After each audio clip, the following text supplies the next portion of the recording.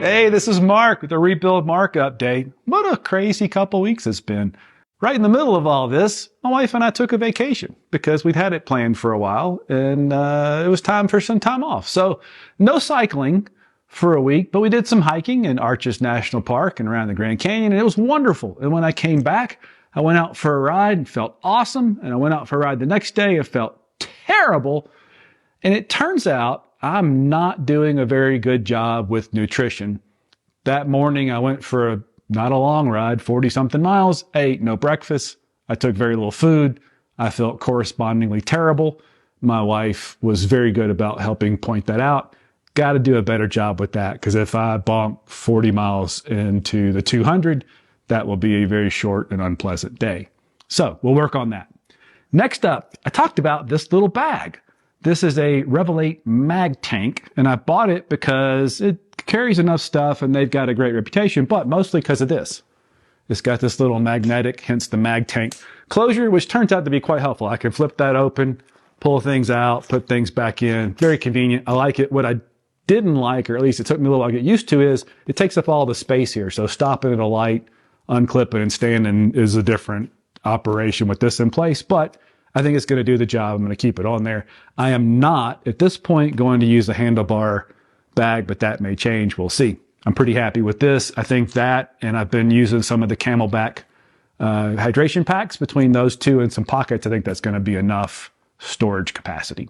And forgive me for talking about tires yet again, but I got to talk to somebody at Terravale and get a couple of questions answered. I like these Terravale Cannonball tires. The 700 by 42 is a good size. I was wondering about the two different styles of tires. They have a supple and a durable. Did I really need the durable? I like the tan sidewalls, but I'd read where they aren't as durable as the black sidewalls.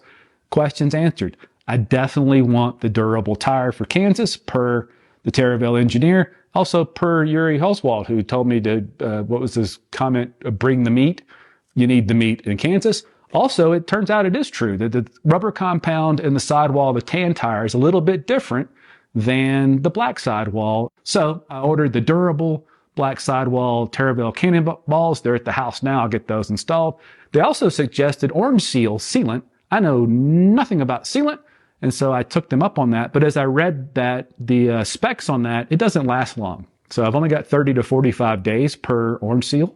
So I'm going to put that in a week or two before the event, get a couple rides, and hopefully I will not have any flats in Kansas. And this will be hard to believe, given how ill-prepared I knew I would be for this. But I actually had my first moment of doubt last week on that ride, where I kind of fell apart for the first time. I wondered, is it just too short a time? Am I just too out of shape?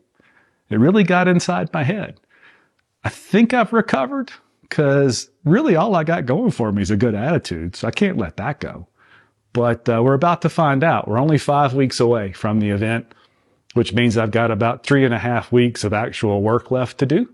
And then I got to cool out a little bit and get ready. So we'll see. But it was the first moment of doubt that really crept in and took residence in my head. I'm going to evict that moment of doubt and have nothing but positive thoughts, because goodness, it's just riding a bike. It's supposed to be fun.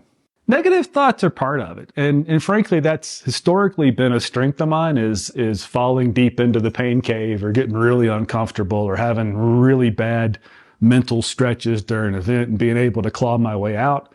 I don't know why that should be any different, but we do have to be prepared for those times, because when you get down on yourself, you can't stop. Nobody's coming to get you. And when we talked with Coach Kristen Legan, she gave me some tips for that too. And the first thing is eat, because a lot of times that poor mental state is induced by low blood sugar. So I've kept that in mind, not well enough, since I am having trouble with the food part, but I've got some strategies to get myself out of that.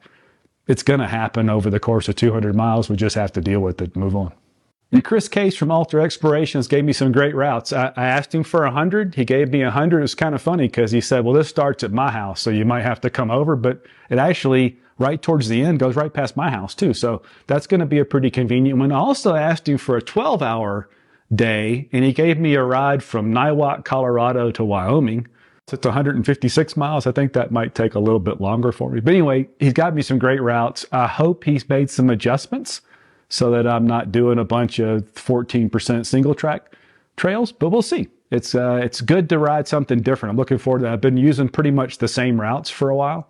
And good news for that is every time I ride, I get a few PRs and achievements on Strava. So I think that is a little confirmation that I am making some progress on the bike. Hey, and it's not too late. If you've got ideas that'll help, any tips that you think might get me across the line a little easier, I'd love to hear them. So down in the comments, let me know your experience. What products have you used? How much fun have you had in these events? How easy is it to ride 200 miles? Come on, pump me up. It's almost here.